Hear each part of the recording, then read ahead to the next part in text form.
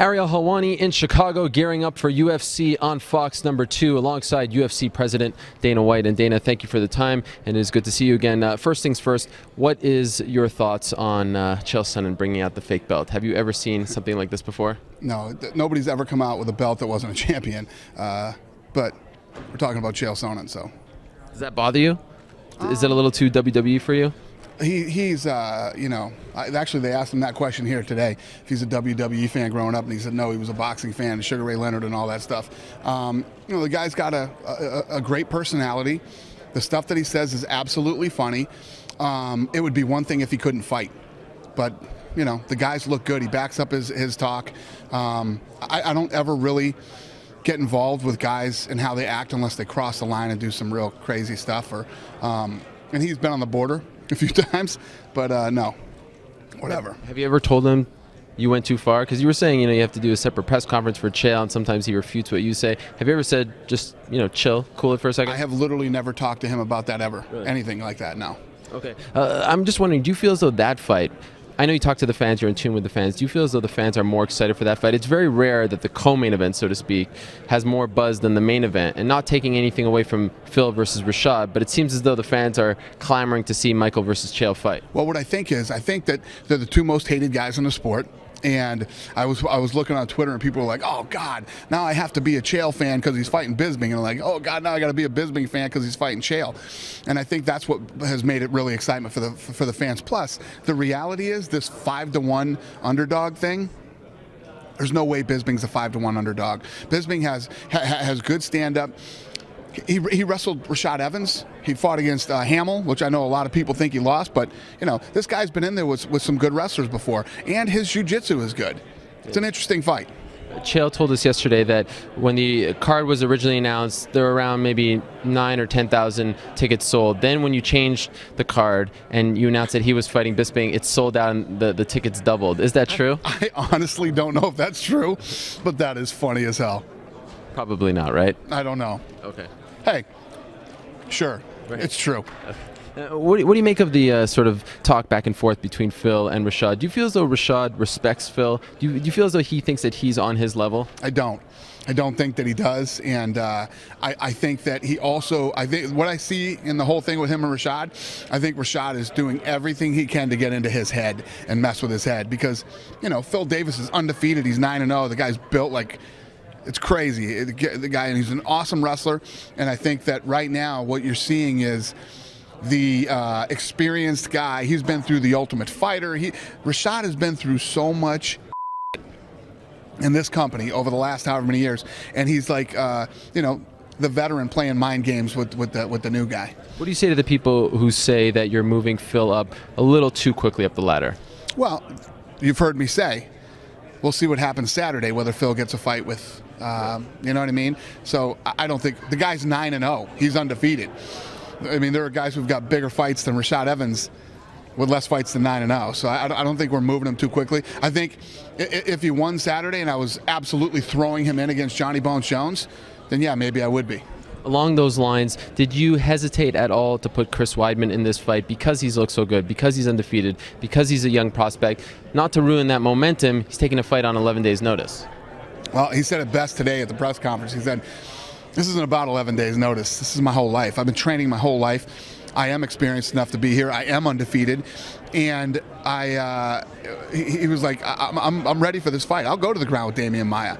I'll stand up with Damian Maia. I'll do whatever. And he was already in shape and ready for this fight. The whole thing was about cutting the weight, and he had a great weight cut. The first Fox broadcast was an hour long. You were a part of it. Brock Lesnar was a part of it. Kurt Menefee at the desk, and then you threw it down to Joe and Mike. Is it going to be the same kind of thing, or can we expect something different, especially this one being 2 hours long? Right. I was on the first show because it was our first show. The desk this time will be Kurt Menefee, Randy Couture, and Johnny Bones Jones. They'll be the analysts. Yes. And will there be as much talking, or will there be more action? For example, if there's a bunch of quick fights, will you show some undercard fights? Yes. Okay. Yes. This is going to be the regular format. What everybody has to understand is that Fox fight that we did was not part of our deal. This was an extra thing where David Hill said, let's throw a fight on before. Let's throw a big party. Let's kick this thing off. We're proud to be in the UFC business. Let's do it. So we put the heavyweight championship You know, and now people are the fight was a minute long. It's a fight. You know? We had a minute of fighting, an hour of talking last time. Hopefully this time we'll have, you know, a lot more fighting and a lot less talking. But yes, the answer is we will fill fights in there. You're going to see the regular UFC. Why didn't you do a primetime for this card? Because we're doing a primetime right now on Condit Diaz. Right. So at the end of the day, probably invest more in the pay-per-view, right? For this, in terms of the schedule now, right? What do you mean? Well, you know, there's a lot of promotion for Fox and whatnot, but, you know, maybe that fight needs a little more amping up and get the buzz. Fox is getting, what do they have, 52 million people watching the game the other night, and they're pumping the fight. Right. Why would we have to do, you know what I mean? That's my point. Oh, okay. Well, that was a stupid question. Well, I just wanted to hear it from you. Oh, still a stupid question. All right, well, but go ahead. And just curious, 8.8 million it peaked at. Is that sort of the benchmark here, or do you I have no idea. I figure if we do 8.8 million people with a minute of fighting, we're going to do really good with, you know, a couple hours of it. Right. I just want to get your thoughts on a couple more things before we let you go. You obviously mentioned football. You were very happy that the Patriots won on Sunday. Some Remember people all the talking you had at the beginning when you know. I don't. Oh, okay. What happened? Buffalo won the first game, and you know, you thought you were. I'm a Giants fan. New York. Crazy? Traitor. Crazy? Oh, so you got two teams, so you can flip flop. No, I don't. I've never liked the Bills. Oh, interesting. Yeah. Okay. You are working too much. Anyhow, back to the back to the fights. A lot of people were upset on Twitter. You were saying, "I'm watching football. My website is hacked." People said my credit card info is on the site. You don't care what's going on. What do you say to those people? Yeah, people said my website. It's what it was is you had all these people that are part of this whole internet thing that's going on. That were doing that. You're not going to play games with me. I'm not going to play games with you people. You know, these guys went in and hacked our website. They moved our URL. That's what they did. You know, first of all, the system that we have set up at UFC is very good. You know, for people, but there's guys out there. These internet guys are geniuses. These guys are hacking government websites. You know, this stuff's going to happen. And no, nobody's stuff was compromised. But again, I just had this conversation earlier. You know, you have a lot of people, including yourself, and yes, I will call you out, and all the other journalists that are terrified of the media, of the internet. They're terrified of the internet. What makes you say that? It's a fact. I've dealt with it for the last 10 years with you guys. Guys are terrified of the internet. But don't feel bad. But based on what? I'm just curious. There's senators and lots of other people that are terrified of the internet. What would we be scared of? We work on the internet. What would we be scared of? You're scared of the people? Of the people. You're absolutely afraid. But based on what? Of the people. Don't play games. You know you are. You are, and all the other guys that were standing here today are terrified of the internet. I'm not. I'm not afraid of the internet. It's a place where cowards live. Okay? And the way that this whole thing has gone down, them hacking our site was the best thing they could have ever done for us. Because what that does is now you look like terrorists. And now a lot of people that were afraid of you now hate you. You know? There's a way. Is this bill perfect?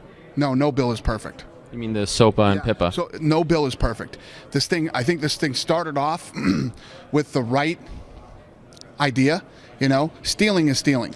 If you walk into a store and you steal a watch, or if you steal a pay-per-view, it's still stealing. But there's this whole generation that grew up when everything is free on the internet, you know, and they don't want to see that change. And I understand that. I get it. But it's not right. There's something that needs to be worked out that works for everybody, whether it's the UFC, stealing pay-per-views, stealing people's songs, the artists, whether it's movies or whatever it might be. There's an answer to fix this. Is this bill perfect? And I see people like that on Twitter and stuff, people who get it and say the same thing, and I agree with them. And I've never talked about this before. But, you know, you brought up the whole hacking thing. All these hackers and all these guys that want to act cool you know, and think funny, you guys just flipped the switch.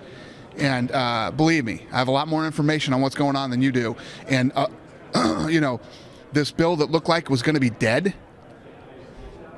you might have brought it back to life with the way that they may have revived it. They might have revived it. Wow. Yeah, when you start acting like a terrorist, first of all, one thing is everybody gets the internet and everybody loves it and everybody has this thing and all these powerful people coming out and the internet saying don't do this, don't do this. People were scared of that. But the minute you start acting like a terrorist, now you've pissed people off. Now you've made yourself look really, really bad. And it's going to be very interesting to see how this shakes out over the next year. But the bottom line is, and what I'm saying is, I'm not afraid of you. You don't scare me. You come in and you Do it again. I don't care. You don't scare me, internet. You know, you don't. They always have this thing that you can't stop the internet. You can't stop the government. Okay? Anybody who fights the government loses. I don't care who you are or what you do or who you think you are, even the internet. Two very quick things. You announced Jim Miller versus Nate Diaz, FOX2. Do you know what the main event is yet? No. And in our interview on Fuel on Friday, you dropped something that sort of went over people's heads. You said that Atlanta may not be 100% on April 21st. Right. What's going on there? Still, it's probably going to be 100% now. Oh, okay. Yeah. All right. Looking good. Well, the UFC returns to Fox this Saturday night. You've got Chael Sonnen versus Michael Bisping, Phil Davis versus Rashad Evans, and Chris Weidman versus Damian Maia. It all kicks off at 8 p.m. Eastern, and then you've got the prelims on Fuel, I believe, at 5 p.m. Eastern, right? Yep. All right. There he is, Dana White. Thank you so much for the time, Dana, and we will see you on Saturday night. Appreciate it.